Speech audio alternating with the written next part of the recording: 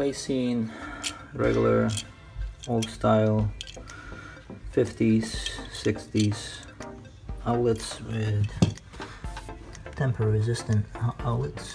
As you can see, they have those little closings, so if you go push this in, it's not gonna, for like kid safety, so both of them gotta be pushed at the same time in order to open. So they call TR, temper resistant.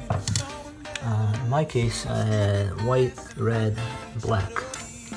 So I did work with a live power, so obviously I didn't switch the power off. You should definitely switch the power off before you start doing anything, so that way test it, make sure there's power, turn it off, turn off the breaker, come back, test it, make sure it's disconnected before you proceed to doing anything else.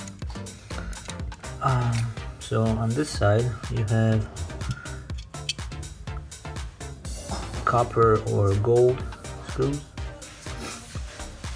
That's black on the bottom, red on top, and if you flip this over, on the other side you have silver screws, and that's where the white goes.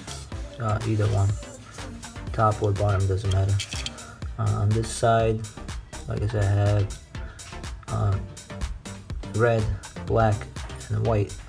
So basically the red continues to another outlet, and that's why I have 3 wires, black and white.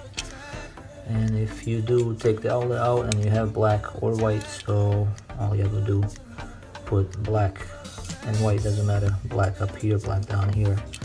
That's only if you have 2 wires, black and white. But if you do have red and black, the other one, just put the way it was when you originally removed it, so that way you don't run into any issues or problems. And